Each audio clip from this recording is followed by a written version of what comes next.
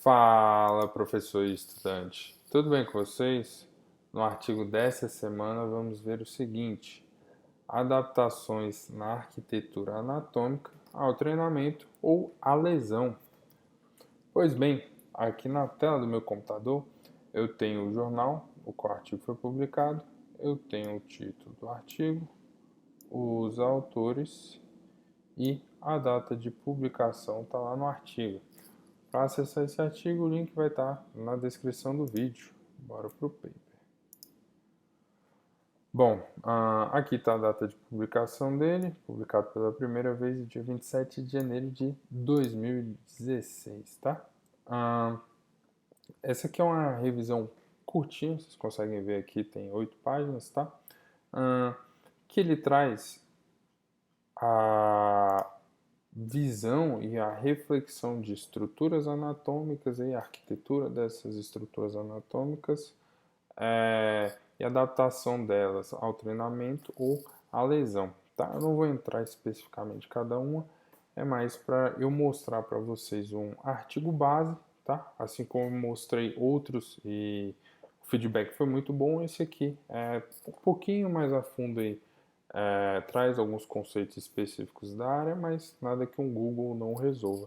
E com isso dá base para quem é da área estudar mais e para os entusiastas terem um pouco mais de conhecimento, tá? Na introdução ele fala a respeito já da área de secção transversa, tá? Anatômica e fisiológica, ele fala da arquitetura muscular, e aí ele vem e traz aqui já a primeira parte do artigo, que são os métodos aí para medir a arquitetura do músculo, tá? É a parte anatômica. Então, ele traz aqui as observações de cadáver, conta a historinha, conta como é feito, MRI aqui a mesma coisa, ele conta a historinha e explica como é feito, tá bom? E aí já traz alguns estudos, tá? Que é a ressonância magnética. Traz o ultrassom aqui, a mesma coisa, tá? Historinha, conta o que é, como é feito, e aqui já traz mais estudos ainda. E aqui ele fala já a respeito da adaptabilidade da arquitetura muscular, tá? E aí ele vem trazendo aqui os tipos de treino, treino concêntrico, treino excêntrico, treinamento convencional, no caso treinamento resistido convencional, outras modalidades como corrida, tá? E ele vai conversando aqui falando, olha, tem tais e tais achados, tem tais e tais achados, então quando a gente junta isso, a gente vê que tem mais achados indo para o caminho A do que indo para o caminho B, tá bom?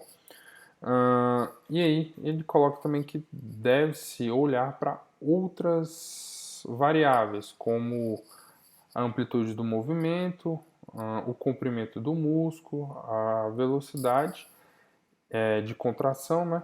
E aí ele dá uma resumida nisso aqui. E depois ele traz condições de imobilização.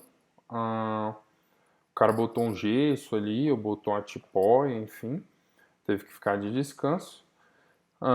E depois ele traz aqui o impacto no comprimento do fascículo e também aqui na lesão por tensão, tá bom? Será que altera, não altera? Enfim, ele traz um gráfico aqui já mostrando a comparação da velocidade de encurtamento do músculo com lesão e sem lesão, tá certo? E aqui ele traz um exemplo desenhado, tá? Que fica mais fácil da gente entender. Eu tenho aqui o I, o meu músculo normal, e o 2I aqui, né? Poderia ter colocado outra letra, enfim, ou separado comum em 2, mas enfim, aqui é o meu músculo com lesão, tá bom? Então a gente consegue ver aqui que eu tenho um bloco menor, no caso eu tenho 2 blocos a menos aqui, tá?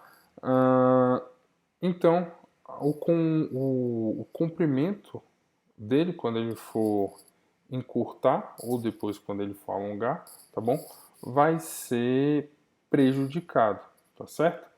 Depois vocês podem dar uma olhada para entrar mais a fundo. Lembrando que, mais uma vez, é só para pincelar o assunto para os entusiastas e estudiosos da área.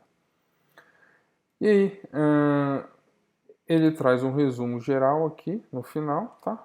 Como se fosse uma conclusão, e traz aqui as implicações clínicas ou práticas, bem como o que foi achado. Então ele dá um resumão a respeito de tudo, tá?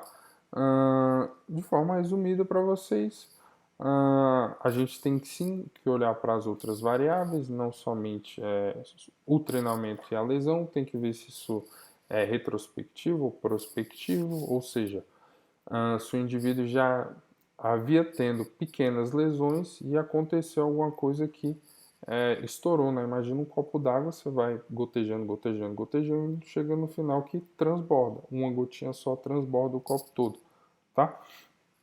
Ou pode ser prospectivo, retrospectivo e prospectivo, né?